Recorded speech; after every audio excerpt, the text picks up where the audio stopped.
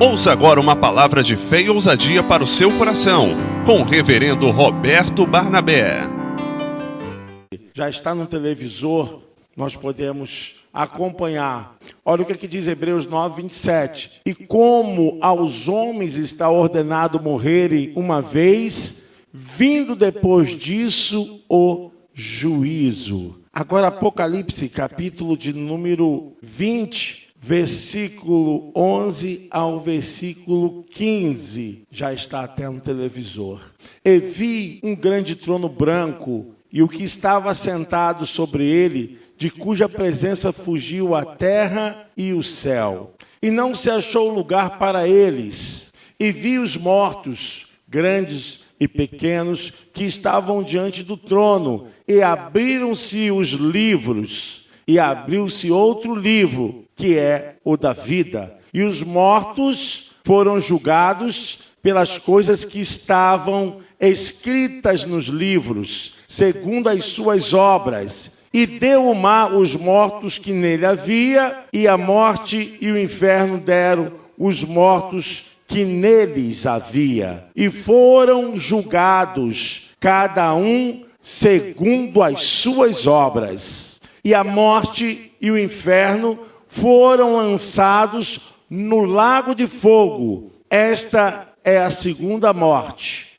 E aquele que não foi achado escrito no livro da vida foi lançado no lago de fogo. Podeis assentar, irmãos. Nós encontramos nas Escrituras que a mensagem do Deus eterno, ela é imutável. O que está na Bíblia não foi acrescentado e nem tirado mais nada quando ela foi revelada e dada a todos nós. Por isso que a Bíblia diz em Timóteo, capítulo 3, que as Escrituras, ela é divinamente inspirada por Deus. Nada mudou. Por isso que ela representa o próprio Senhor Jesus Cristo. A segunda maior revelação de Deus são as Escrituras. Primeiro é Jesus, depois as Escrituras. Por isso lá em Hebreus, o autor diz o seguinte, capítulo 13, verso 8, que Jesus Cristo, Ele mesmo, é o mesmo ontem, hoje e eternamente. Amém? A veracidade da sua mensagem, a sua revelação, a sua forma de revelar o reino de Deus não mudou, não mudou. Irmãos, queridos, eu prego já há 39 anos. Eu comecei a pregar, tinha 15 anos de idade. Até pensei de trazer a foto, porque eu tenho uma foto lá. Pregando no culto ao ar livre. Pastor Humberto, Valéria, nos acompanhou. Um processo muito lindo desde cedo. E a mensagem de Deus não mudou durante esses 39 anos pregando. E a mensagem é a mesma. A mensagem, ela não mudou. A mensagem é poderosa para transformar, para esmiuçar a pedra do coração, para dizer que é chegado o ano aceitável do Senhor. Amém? Você pode aplaudir o Senhor? Jesus Cristo, a sua palavra permanece para sempre. Não mudou. Nós temos um compromisso, o compromisso de guardarmos a palavra de Deus. Nós somos uma geração formada na palavra, estudada na palavra. Uma geração que não fica comendo qualquer comida de esquina de restaurante barato. Porque se você comer qualquer comida, você passa mal. A palavra de Deus é o pão vivo que desceu do céu. Amém, irmãos? Se a palavra de Deus é o pão vivo que desceu do céu, ela vai alimentar o teu espírito, a tua alma e vai edificar o seu corpo. A palavra de Deus cura, amém? A palavra de Deus é saúde na sua vida emocional, amém? A palavra de Deus te ajuda na sua saúde física, amém?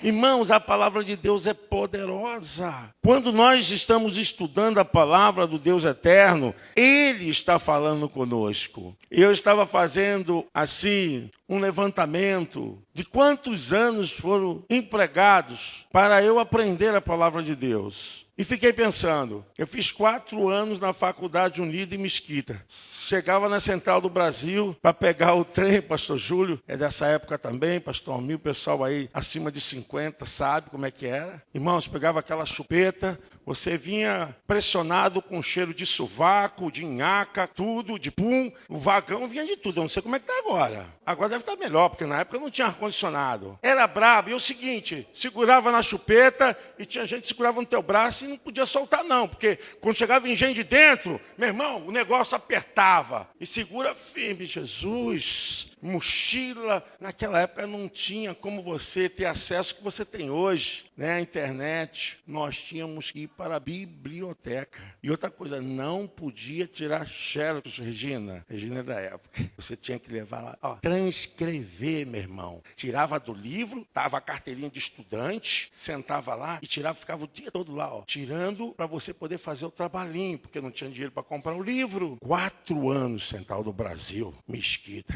Nilópolis, Central do Brasil, 4 anos, papo. 4 anos para estudar teologia. Depois eu fiz o Seminário Nazareno. Aí depois eu fui estudar na Universidade Bennes, tudo teologia. E depois eu fiz o STJA. Fui estudar, mais estudo. Depois eu fiz o mestrado. E eu fiquei pensando hoje, tudo isso para dizer uma coisa para você. Tudo isso para dizer uma coisa para a igreja. A palavra de Deus é poderosa.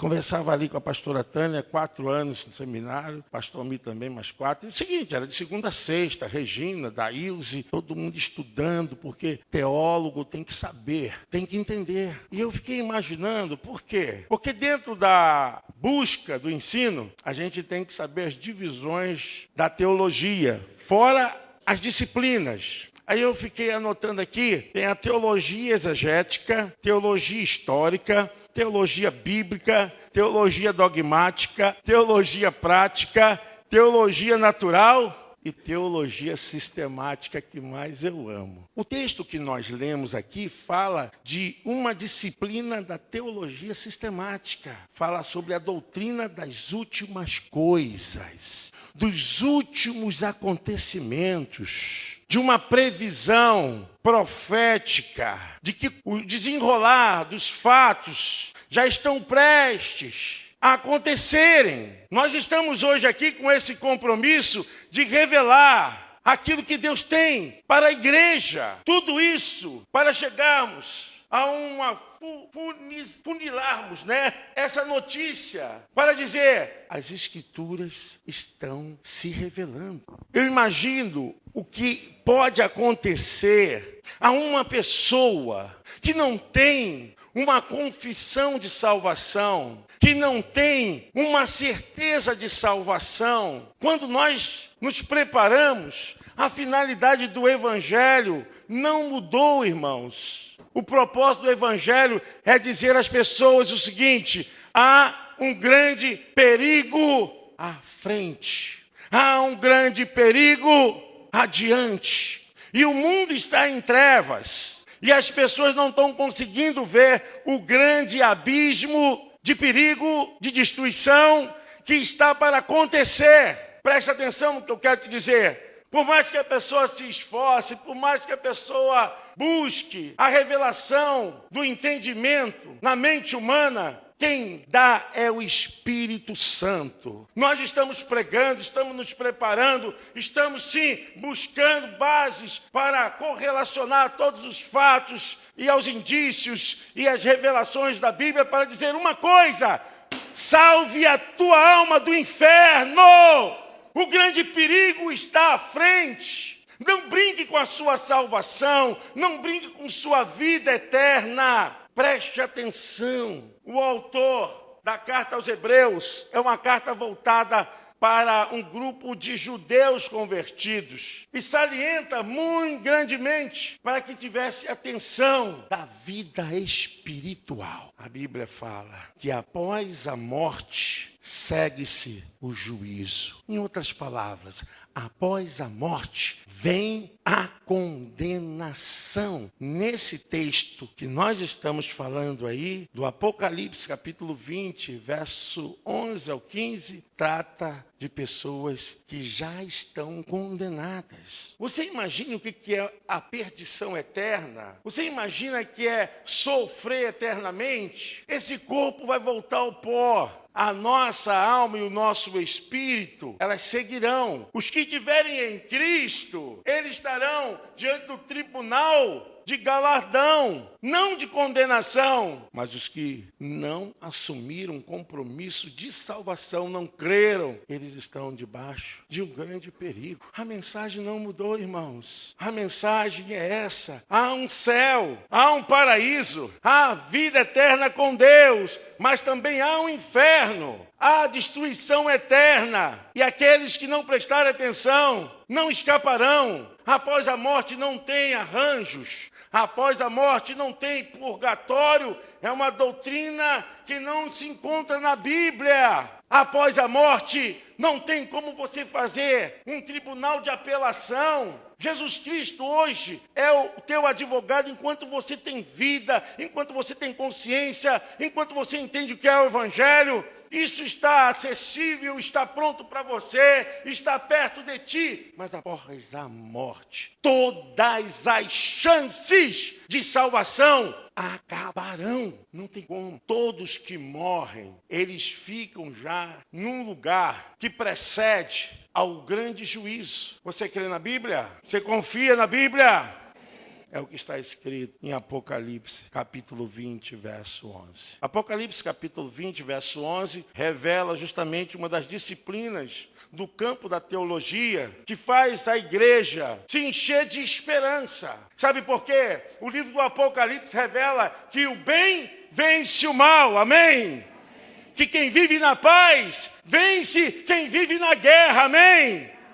O livro do Apocalipse diz o seguinte, que os santos triunfarão e que aqueles que vivem no pecado serão destruídos. O livro do Apocalipse fecha com a grande verdade: servir e amar a Deus vale a pena. Em todo o nível da existência, mas fala do futuro perigoso para aqueles que não assumiram. A igreja não põe nenhuma teoria de medo, essa preocupação de saber que a pessoa vai estar diante de grande dificuldade. A igreja não prega essa psicologia da pessoa ficar temerosa, não. A igreja prega a salvação, mas a realidade é essa. A Bíblia fala que naquele dia, tronos, homens grandes e pequenos, significa título, nível que essas pessoas tiveram na vida, conquistaram. A Bíblia diz que todos eles, os mortos, se apresentarão. O mar também dará aos mortos, o fogo dará aos mortos, a terra dará aos mortos. Todos eles se apresentarão, a Bíblia diz, diante do trono branco. O trono branco é o trono da condenação. Todos que se apresentarem diante desse trono não têm como escapar da condenação de morte eterna.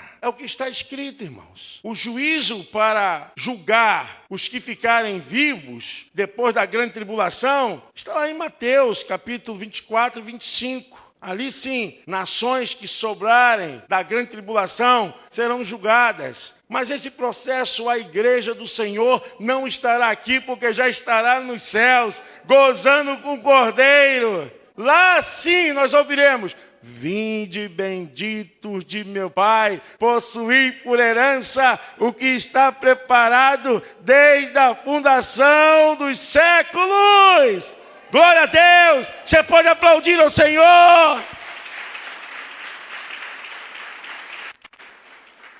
Agora eu penso que nós estamos diante de um grande desafio. Quantas pessoas que você conhece, quantas pessoas da tua família, amigos, que correm esse risco? Nós não podemos perder tempo. O evangelho tem que ser pregado. Nós temos que chegar em toda a camada da sociedade. Nós temos que levantar a bandeira, irmãos. A igreja, ela nasceu para isso. O próprio Jesus Cristo falou que nós pregaríamos, ide por todo mundo, pregar o evangelho a toda. O que nós estamos fazendo com esse evangelho? Até quando vamos ser uma igreja manca, uma igreja lenta, uma igreja morosa, uma igreja que só fique preocupada com os bens materiais? Isso tudo vai passar, irmãos. Talvez dentro da tua família tem pessoas não evangélicas, tem pessoas incrédulas, tem pessoas duras de coração, mas é para esses que o Espírito Santo está te usando para pregar a palavra. É para você avisar um grande perigo, a um grande abismo. Logo, logo, se não se despertarem, eles cairão nesse abismo profundo, destruidor, assolador. A Bíblia diz que lá eles vão sofrer de dia e de noite, e os vermes vão perturbar as suas vidas,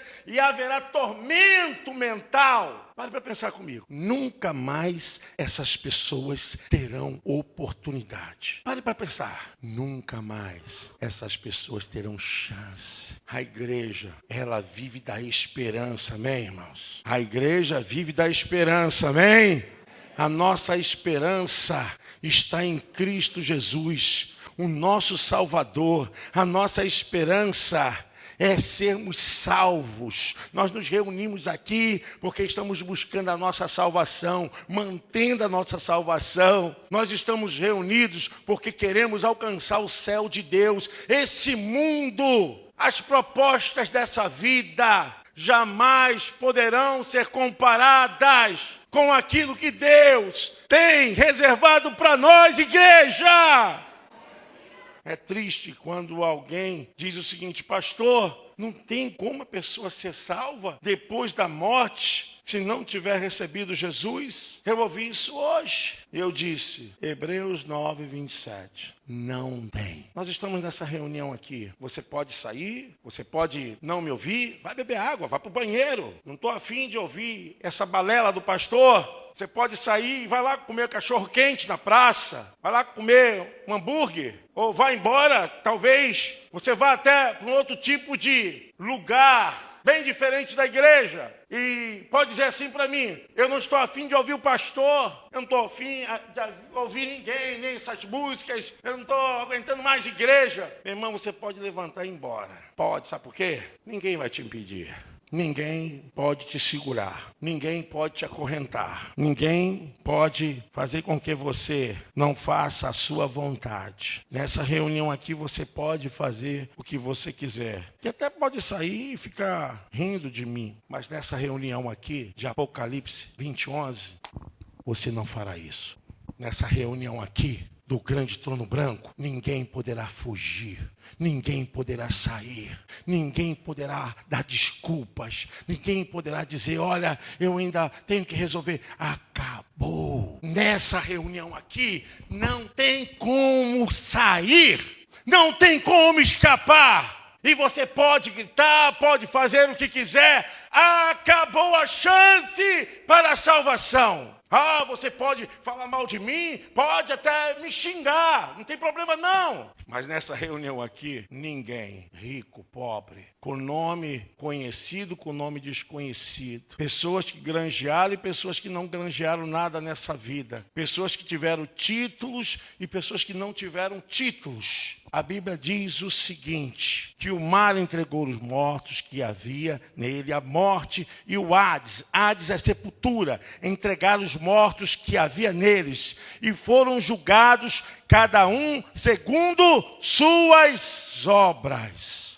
A morte e o Hades foram lançados no lago de fogo. Esta é a segunda morte. Por que a segunda morte? A primeira morte é morte espiritual. A segunda morte é morte eterna. Não é morte física, não. A morte eterna. Aí a Bíblia relaciona a morte eterna como morte espiritual. Essa é a segunda morte. E diz assim no verso de número 15, aquele que não se achou escrito no livro da vida foi lançado no lago de fogo. Eu ouço pessoas dizendo assim, eu creio na Bíblia, eu creio na palavra de Deus, mas nunca se submetem e põem em risco a coisa mais preciosa de suas vidas. Não é o teu carro, não é a tua casa, não é o teu emprego. E me permite chegar a um limite, até a respeito disso, que você tenha cuidado. O mais importante também, mas você tem que ter cuidado, não é nem a tua família, é a tua salvação. Porque eu não posso salvar a vida do meu filho, eu não posso salvar a vida de ninguém, nem um pedaço da minha unha pode colocar ninguém em lugar nenhum. Somente o poderoso sangue de Jesus Cristo. Não é porque você é filho de crente que você vai ser salvo. Não é porque você é filho de diácono que você vai ser salvo. Filho de pastor que vai ser salvo. Não é porque você vem à igreja que vai ser salvo. A Bíblia diz, para você se salvar, está escrito em Romanos 10, 9. Se com tua boca confessares e em teu coração creres que Jesus morreu e ao terceiro dia ressuscitou, você será salvo. Glória a Deus! A salvação é uma confissão pessoal. A salvação é de foro íntimo. Cada um decide. Lamentavelmente, as pessoas não estão vendo o grande perigo. O que está por vir, o abismo já está aberto. E parece que elas estão cegas. E essa estrada é escura, é muito escura. E não é uma, nem duas, nem 10 mil, nem 20 mil. São multidões e multidões cegos, caminhando para o inferno, para o abismo. Os crentes, os servos de Deus, a igreja de Jesus, o pastor, os obreiros, nós somos os loucos de Deus, que estamos assim, multidões e multidões enfileirada, caminhando para o abismo, cegos, sem Jesus, e nós somos os loucos, porque o mundo nos chama de loucos, nós somos os fanáticos, o mundo nos chama de fanáticos. Sabe por quê? Porque nós estudamos a Bíblia, nós conhecemos a palavra de Deus, nós atribuímos todo o conhecimento da importância que ela tem na vida. Nós somos os loucos. E esses loucos estão nessa estrada escura. E a multidão está passando. E nós estamos assim, com a palavra de Deus. A palavra é o farol. Não prossiga nesse caminho. Não insista nesse caminho. Mais à frente tem um abismo.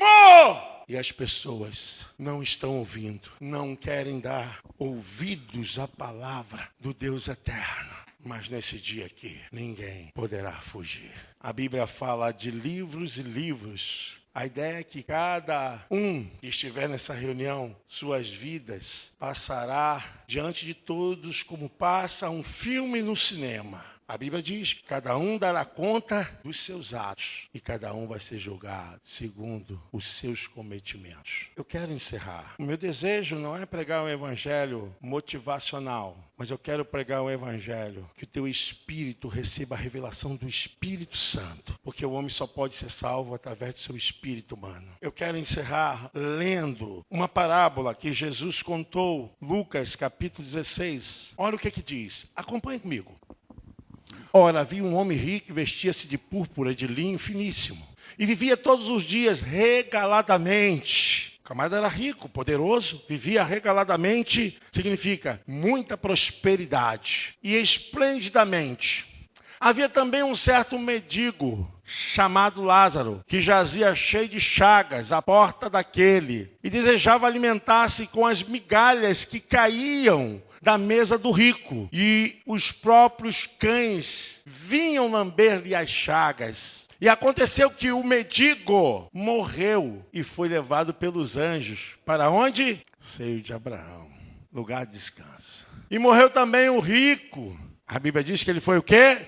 Hades Seol, lugar de sepultamento. E no Hades ergueu os olhos e estando em tormento, olha que ele morreu e em segunda instância já estava em tormento. Estando em tormentos e viu ao longe Abraão e Lázaro no seu seio e clamando disse: Abraão, meu pai, tem misericórdia de mim e manda Lázaro que molhe na água a ponta do seu dedo e me refresque a língua, porque estou atormentado nesta chama. Disse, porém, Abraão: filho, lembra-te que recebeste os teus bens em tua vida e Lázaro somente males, e agora este é consolado e tu atormentado. E além disso, está posto um grande abismo entre nós e vós, de sorte que os quisessem passar daqui para vós, não poderiam, nem tampouco os de lá passar para cá. E disse ele: olha aqui, como quebra a doutrina da reencarnação. Desfaz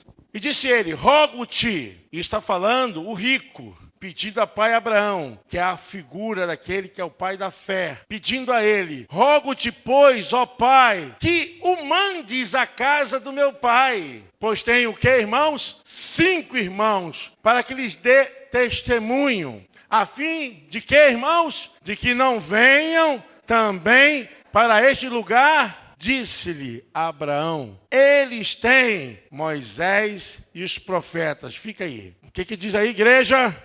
Não, volta lá. Eu quero que vocês leiam isso aqui. E disse-lhe: fica aí, de novo. Quero que vocês prestem atenção nisso, gente. Abraão não teve como mudar aquilo que já está destinado. Após a morte, ninguém mais volta. Esse homem pediu: pai Abraão, peça a Lázaro para que vá à minha casa, porque eu tenho 5 irmãos. Eles não podem vir para esse lugar. Abraão disse: lá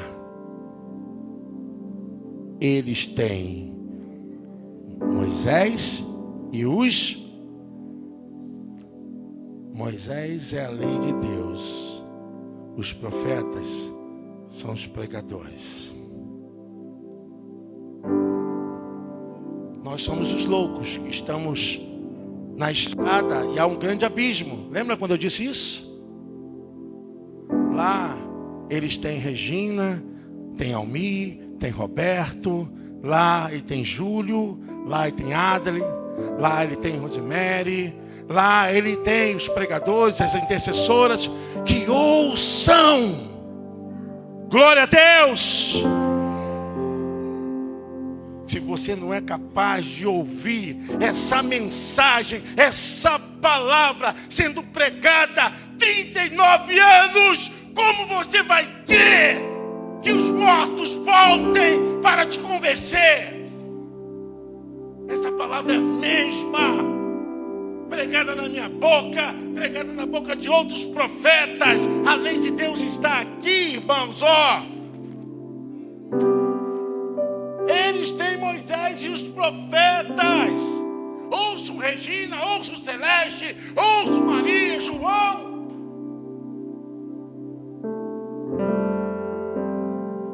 Você pode sair daqui e dizer: eu não quero nada disso. Mas nesse dia aqui, ninguém fugirá. Ninguém fugirá. E diz o texto bem claro, irmãos. Continua agora. E disse ele: não, Abraão. Ele queria uma exceção. Ele queria um mini purgatório. Meu pai, mas se algum dos mortos fosse ter com eles, arrepender-se-iam. Porém, Abraão lhe disse: o que está escrito aí, irmãos?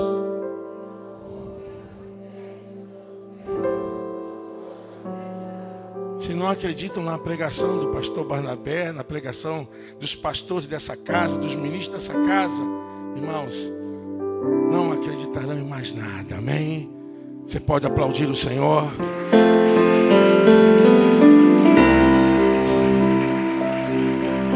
Aqui tem palavra de Deus, aqui tem revelação de Deus, aqui tem a vontade do Espírito, aqui tem caminho para a vida eterna, aqui tem Jesus Cristo, o caminho, a verdade e a vida.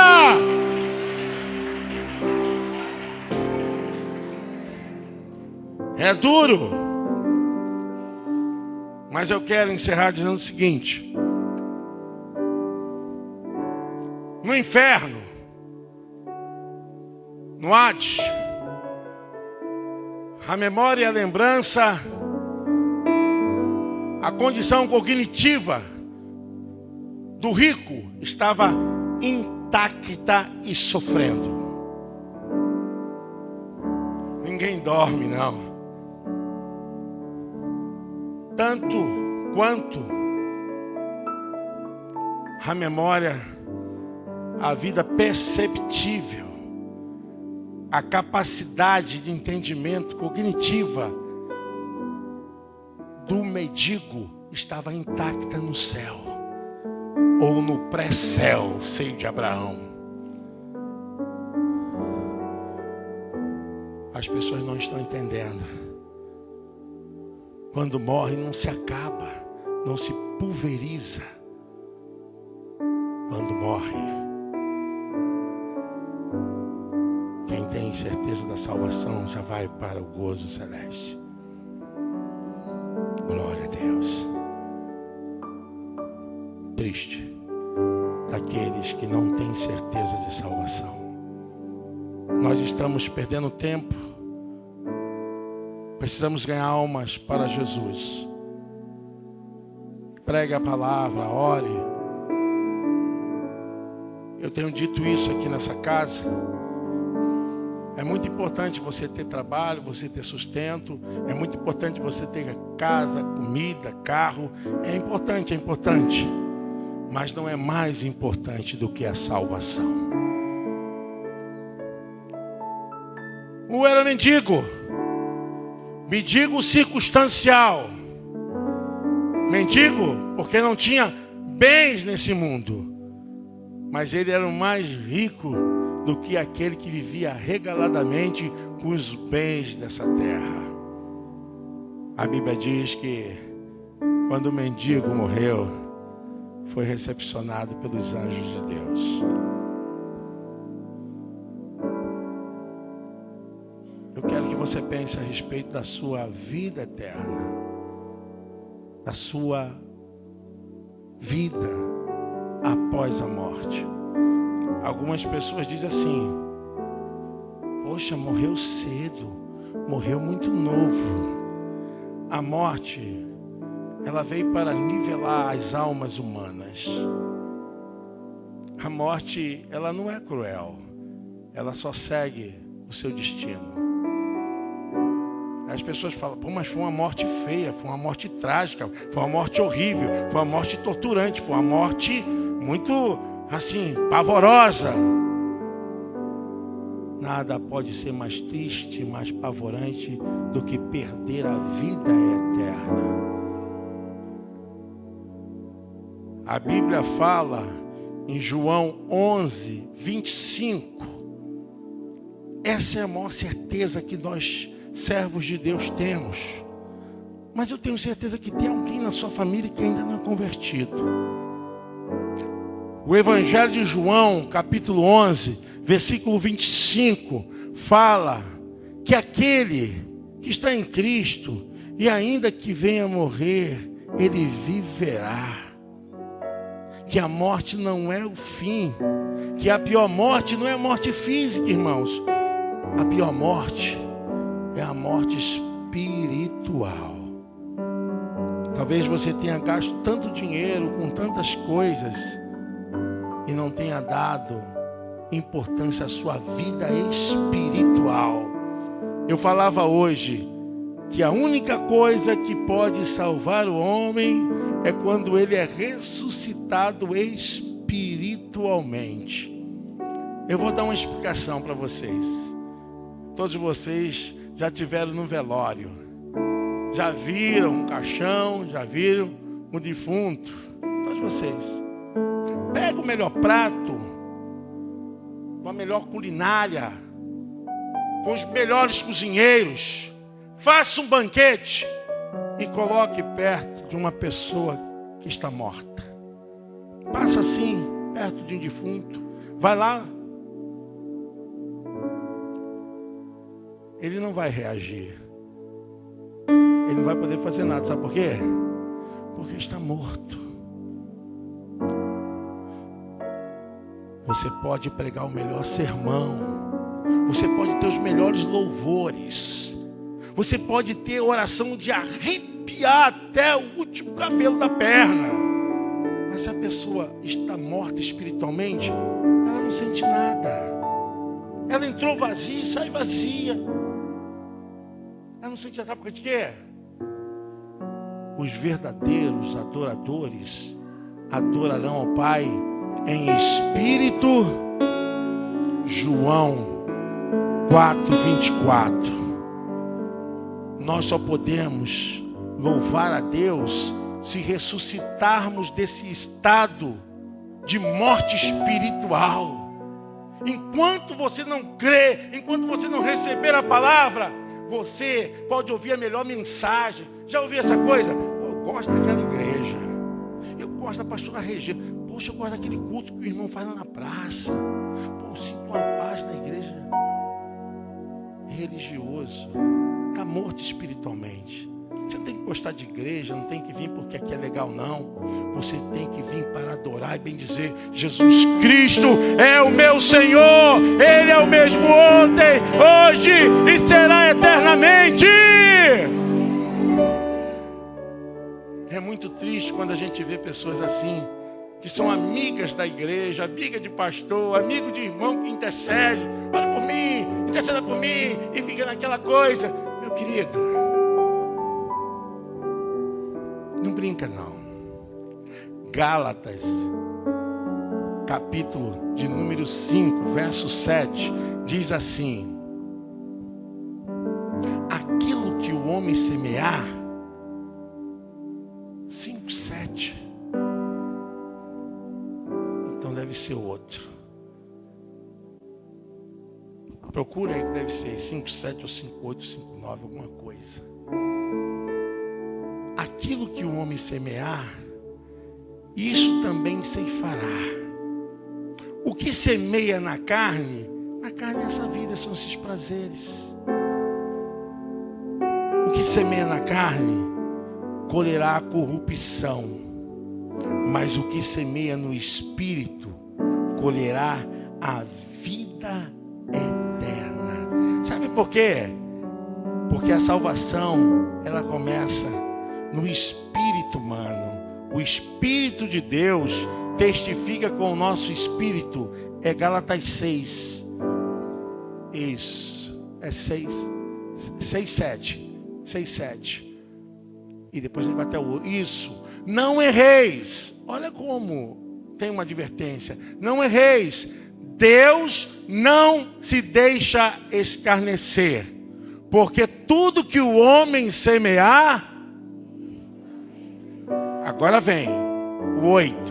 Porque o que semeia na carne é a vida natural, que o Espírito não despertou para Deus. É aquele defunto que eu falei para vocês. Pode passar a melhor comida, pode passar tudo de melhor, que ele não tem vontade, porque ele está morto. Pode ter o melhor culto, a melhor pregação, que quem está morto não tem movimento, não sente nada. É isso aí, ó. Porque o que semeia na carne, da carne ceifará o quê? A destruição, o inferno. Mas o que semeia no Espírito, do Espírito, ceifará o quê? Você pode aplaudir ao Senhor. Glória a Deus.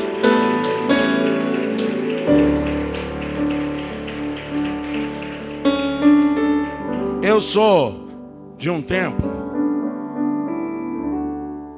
em que nós éramos debochados. As pessoas chamavam assim: ah, lá vai o Bíblia. Riam de nós. Hoje nós estamos no outro tempo.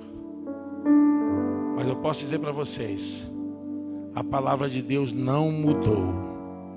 O que era pregada lá atrás é a mesma palavra que é pregada hoje.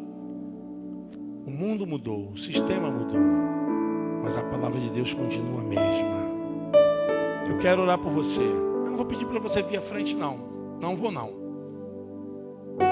Não vou. Porque a salvação, ela pode acontecer onde você está. Aí, no teu lugar.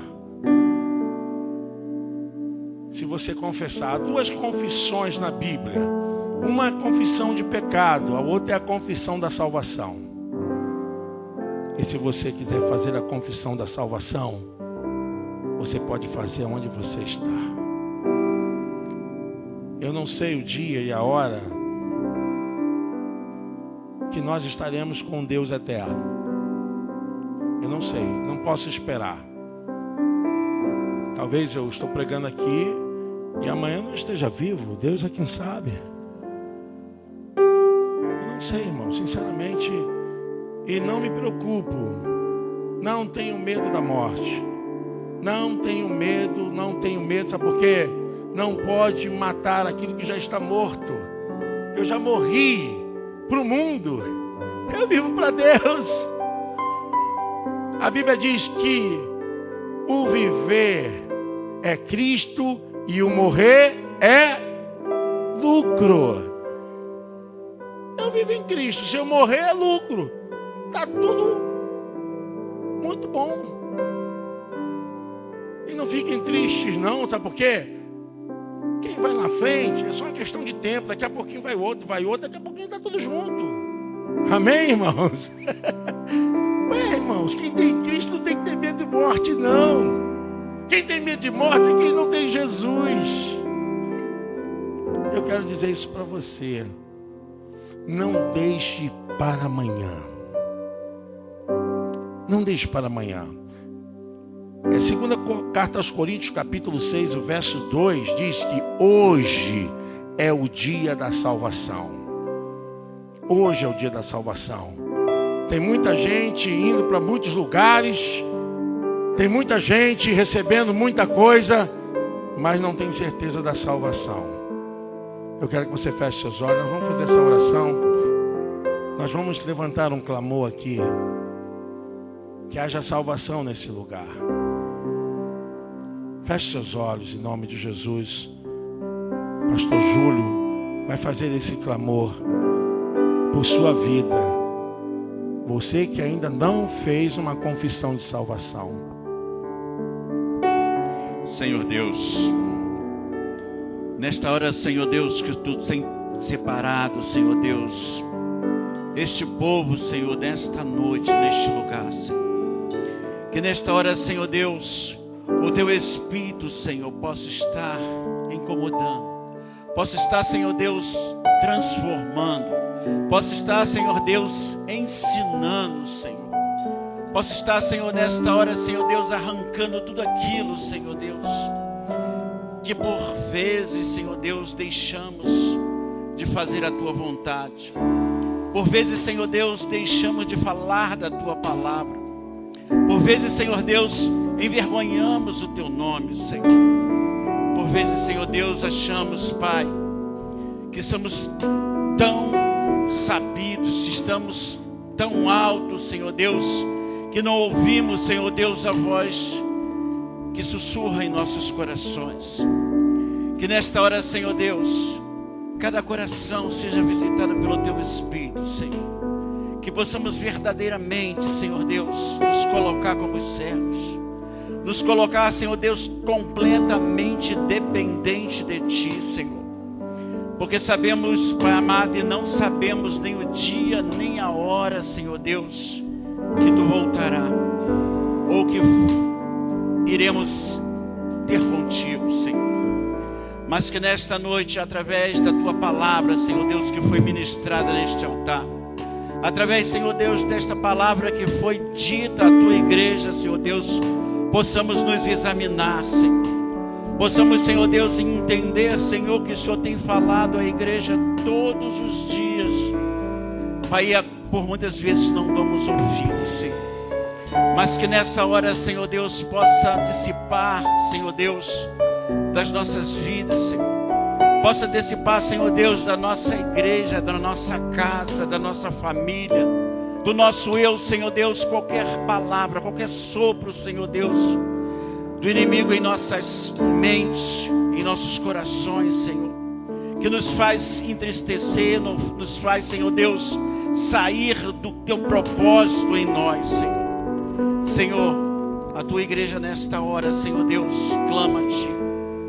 A Tua igreja nesta hora, Senhor Deus, abre o coração, Senhor Deus, para Tu fazer infinitamente mais do que possamos pensar, Pai. Deus, em nome de Jesus, abençoa, Senhor Deus, a cada um de nós. Nos capacita, Senhor Deus, na Tua palavra. Nos ensina, Senhor Deus, Pai amado, a cada dia, Senhor Deus, Pai, estar buscando a Tua face, tirando todo o eu, tirando tudo aquilo, Senhor Deus, que não provém de Ti, que não agrada a Ti, Senhor Deus.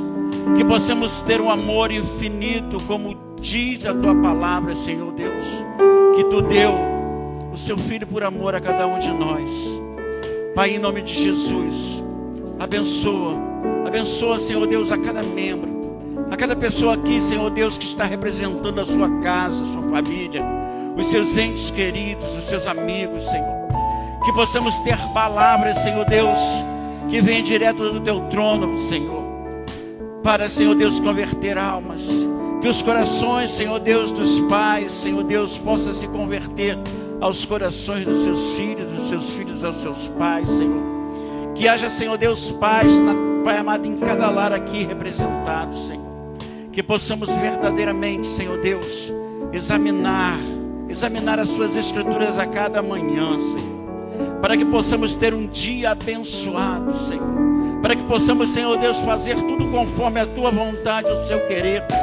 Não temendo, Senhor Deus, o homem mau. Não temendo, Senhor Deus, o que pode acontecer, Senhor Deus, na nossa caminhada, Senhor. Porque sabemos, Pai amado, e temos a certeza, Senhor, que nós fecharmos os nossos olhos, Senhor Deus, Pai amado, aqui nesta terra, Senhor Deus, nós vamos reinar contigo na glória, Senhor. Deus, em nome de Jesus, toma a tua igreja nesta noite. Toma a tua casa, Senhor Deus, que somos cada um de nós, Senhor. E nos abençoe.